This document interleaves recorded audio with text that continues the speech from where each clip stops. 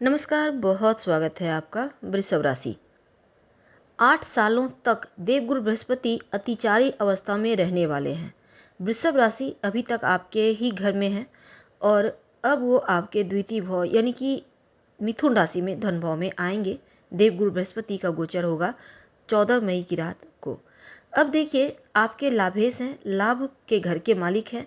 दूसरी तरफ धन भाव पर आएंगे तो बहुत ही शुभ संयोग आपके लिए बना हुआ है। देवगुरु बृहस्पति लगभग एक घर में एक राशि में 12 से 13 महीने रहते हैं, इसके बाद राशि परिवर्तन करते हैं।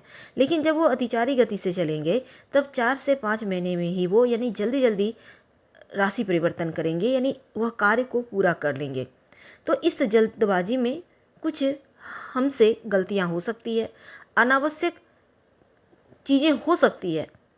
अब देखिए, देवगुरु बृहस्पति का ये जो अतिचार गति से चलना आपकी लाइफ को बहुत हद तक बहुत तेज़ी से आगे ले जाएगा या बहुत तेज़ी से मुश्किलों को भी बढ़ा सकता है। जब वो 12 महीने का सफ़र 5 महीने में करेंगे, 4 महीने में पूरा करेंगे, तो समझ लें कि उनका स्पीड कितना होगा और यही स्पीड डिपेंड करेगा उनका फल आपके ऊपर कैसा पड़ेगा। अब देखिए, देवगुरु बृहस्पति इसके पहले महाभारत काल में अतिचार गति से चल रहे थे और आपको तो पता ही है कि महाभारत काल में हुआ क्या था। तो जल्दबाजी में कुछ गलतियां भी होंगी। जल्दबाजी में जब देवगुरु बृहस्पति फटाफट से दौड़ेंगे तो बहुत कुछ उनकी आंखों से भी छूट सकता है। तो ऐसे में 15 मई को जब देवताओं के गुरु आपके मिथुन राशि आपके धन भाव में आएंगे तब धन से जुड़े हुए कार्य आपके संपन्न होंगे। लेकिन याद रखिए, जल्दबाजी में निर्णय मत लीजिएगा, किसी पर आंखें बंद कर भरोसा ना करें, किसी को धन उधार ना दे, कर्ज वगैरह लेने से जरा सतर्क रहें। 18 अक्टूबर तक देवगुरु बृहस्पति आपके धन भाव में रहेंगे और इसके बाद आपके कर्क राशि यानी तृतीय भाव में आ जाएंगे। तो अब देखिए, घर परिवार का वातावरण में जो भी असमानताएं थी, जो भी दूरियां थी, परेशानी थी, वाणी बस वो बहुत हद तक कम होगी, खत्म होगी। इनकी दृष्टि आपके छठे घर पर पड़ेगी। अगर आप, चूँकि छठा घर रोग चोट ऋण कर्ज शत्रु का है, नौकरी के लिए आप परेशान हैं, तो ये यहाँ पर देवगुरु बृहस्पति का जो दृष्टि है गंगा जल के समान पवित्रता रखती है।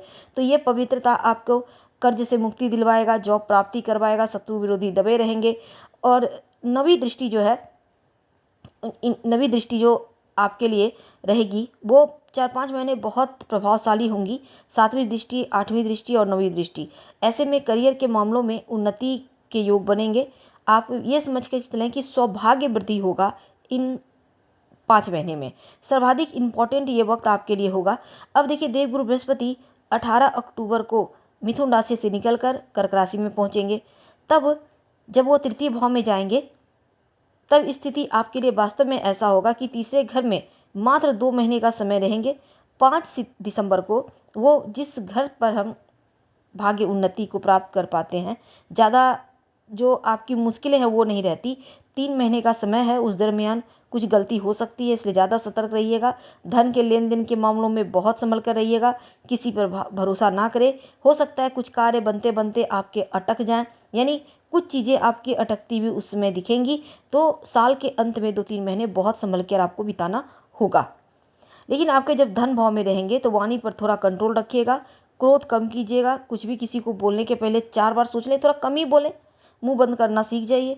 भाग्य भाव पर इनकी दृष्टि है तो देखिए, सप्तम भाव पर भी है। तो व्यापारी भाई हैं, अतिचार अवस्था में रहेंगे तो आपके कार्य जल्दी जल्दी संपन्न होंगे। देवगुरु बृहस्पति आपके लिए जो 2 महीने का समय होगा, 18 अक्टूबर से लेकर 5 दिसंबर तक, इस समय आपको लाभ होगा, धन प्राप्ति के योग बनेंगे, क्योंकि यहाँ से तीसरे घर से उनकी दृष्टि पड़ेगी 11वें घर पर।